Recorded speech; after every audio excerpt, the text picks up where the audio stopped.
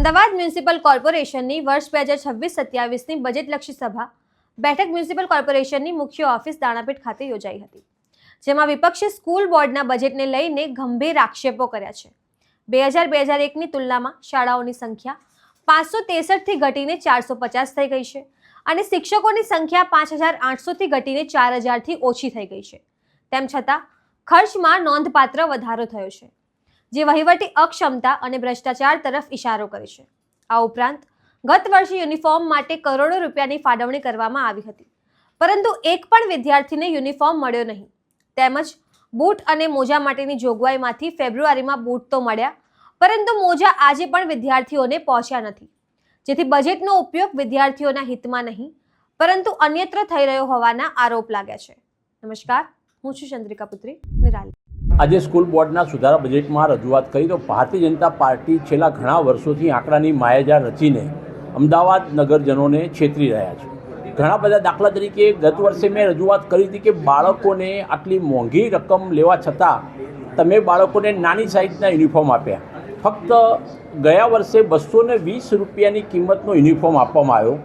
આજે આ વખતે રજૂઆત કરી તો આ વર્ષે શાળાના બાળકોને યુનિફોર્મ જ આપ્યો નહીં, ફક્ત યુનિફોર્મ આપ્યા તો ફક્ત બાલવાટિકાવાળા વિદ્યાર્થીને જ આપ્યા, એમાં પણ 80 લાખ રૂપિયાની માતબર રકમનો ખર્ચ કરવામાં આવ્યો। સુપોષણ અભિયાનની વાત હોય, શિક્ષક સજ્જતાની વાત હોય, પ્રેરણાત્મક પ્રવાસની વાત હોય, કોઈ સાયન્ટિસ્ટ બનવાની માટેની જીવન પ્રયોગોની વાત હોય, તો નગર પ્રાથમિક શિક્ષણ સમિતિ દ્વારા મોટા ખોટા આંકડાની માયાજાળ રચવામાં આવે છે અને એમને રચેલી રકમ જે હોય છે એમાંથી મોટા ભાગની રકમ ફેલ્યુર થાય છે। અને આજે પૂછવામાં આવ્યું કે આટલી સારી જો તમે શાળા કહેતા હો તો તમારા પોતાના બાળકો કે તમારા પડોશીના બાળકો કોઈ ભણવા જાય છે ખરા? તો એ લોકો કોઈ બોલી શક્યા નથી। આજુબાજુ એટલે કે અમદાવાદ શહેર, મેં બીજી વાત કરી કે અમદાવાદ મૂળ અમદાવાદની બાદ કરતાં અમદાવાદના પડોશમાં ગાંધીનગર જિલ્લો અને અમદાવાદ જિલ્લા હસ્તકની શાળાઓ લેવામાં આવે છે અને ત્યાંના બાળકોની સંખ્યા 1,72,576 બતાવી છે। મૂળ અમદાવાદના નગરજનોના બાળકો આ શાળામાં અભ્યાસ કરતા નથી। શાળાનું શિક્ષણનું સ્તર કથળી ગયું છે અને કોઈ માતા પિતા પોતાના બાળકનું ભવિષ્ય કોર્પોરેશન સ્કૂલમાં બગાડવા ઈચ્છતું નથી। એ આજની ચર્ચાના અંતે સાબિત થઈ ગયું।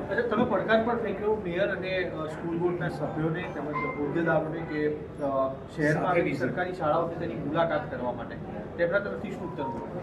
મેં એમને કહ્યું કે તમે મોટી વાતો કરો છો, આપણે શાળામાં જઈએ, કોઈ પણ વર્ગમાં તમે કહેવાય વર્ગમાં જઈએ, ત્યાં બાળકોને પૂરતું વાંચન આવડતું હોય, પૂરતું લેખન આવડતું હોય કે પૂરતું ગણિત આવતું હોય, તો મેયરશ્રી કે કોઈ પણ સભ્ય તૈયાર થયા નથી, ફક્ત ખોટી બૂમરાળ પાડીને બધા બેસી ગયા। એ બતાવે છે કે શિક્ષણ ઉપર એમને પોતાને ભરોસો નથી। તો તમે આ વિશે શું વિચારો છો? કમેન્ટ કરીને જણાવો। અત્યાર માટે બસ આટલું જ।